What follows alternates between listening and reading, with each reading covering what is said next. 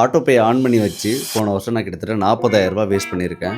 நீங்களும் என்ன மாதிரி ஆட்டோ பேயை எங்கே போய் ஆஃப் பண்ணுறதுனே தெரியாமல் இருந்தீங்கன்னா இந்த வீடியோ கண்டிப்பாக உங்களுக்கு உதவியாக இருக்கும். ஸ்க்ரீனில் தெரிய இந்த வெப்சைட்டில் போயிட்டு உங்கள் ஃபோன் நம்பரை கொடுத்து கேப்சாவை கொடுத்து ஓடிபி கொடுத்தீங்கன்னா உள்ளே போயிட்டு டீட்டெயிலாக வரும். இப்போ எனக்கு வருதில்ல, நான் எதெல்லாம் ஆட்டோ பே ஆன் பண்ணி வச்சிருக்கேன் அப்படின்னு சொல்லிட்டு நான் கிட்டத்தட்ட 40,000 ரூபாய்க்கு நான் பண்ணி வச்சிருக்கேன் ஒரு வருஷத்துக்கு. மந்த்லி அப்ராக்சிமேட்டாக 3,000 ப்ளஸ். இதில் நிறைய இது எனக்கு தேவையே படலை. ஹாட் ஸ்டாரு, நெட்ஃப்ளிக்ஸு, இந்த மாதிரி நிறைய விஷயங்கள். இப்போ எனக்கு ஹாட் ஸ்டார் வேண்டாம் அப்படின்னா நான் அதில் போயிட்டு கீழே பார்த்தீங்கன்னா பாஸ் அண்ட் ரிவோக்னு இருக்கும். இன்னைக்கு இப்போதைக்கு பாஸ் பண்ணி வைக்கணும்னா நீங்கள் பாஸ் பண்ணி வச்சுக்கலாம். இல்லை ரிவோக் பண்ணிங்கன்னா ரிவோக் பண்ண ஆசைப்படுறீங்களா அப்படின்னு கேட்கும். எஸ்ன்னு கொடுத்துருங்க. அதுக்கப்புறம் கீழே ஒரு QR கோடு வரும். QR கோடு ஸ்கேன் பண்ணிங்கன்னா இது ஜிபே ஆர் ஃபோன்பே, நீங்கள் எதில் ஆட்டோ பே ஆன் பண்ணி வச்சிருக்கீங்களோ அங்கே போகும். அங்கேயும் இந்த மாதிரி கேட்கும், ஏன் டெலிட் பண்ண போகிறீங்க, என்கிட்ட காசில் அதனால நான் டெலிட் பண்ண போகிறேன்னு நான் அதில் போட்டிருக்கேன். கன்ஃபர்மேஷன் கேட்கும். அதை பண்ணிட்டா அவ்வளோதான், டீஆக்டிவேட் ஆகிடுச்சு. இந்த மாதிரியும் நீங்கள் உங்களோட ஆட்டோ பேயை ஆஃப் பண்ணி வைக்கலாம். யார் யாருக்கெல்லாம் இந்த டீட்டெயில் தெரியாதோ உங்களுக்கு ஷேர் பண்ணுங்கள். நான் 40,000 ரூபா வருஷத்துக்கு ஸ்பெண்ட் பண்ணுறது இப்போ சேவ் பண்ணியிருக்கேன். எனக்கு எது தேவையோ அது மட்டும் தான் நான் வச்சுக்க போகிறேன். ஸோ நீங்களே சேவ் பண்ணுங்கள். சப்போஸ் இந்த வீடியோ பார்த்துட்டு இந்த வெப்சைட்டுக்குள்ளே போகிறீங்கன்னா நீங்கள் எவ்வளோ ஆட்டோ பே ஆன் பண்ணி வச்சிருக்கீங்க நீங்கள் கமெண்ட்டில் சொல்லுங்கள், நானும் தெரிஞ்சுக்கிறேன். வேற ஒரு நல்ல வீடியோவில் பார்ப்போம். Stay tune with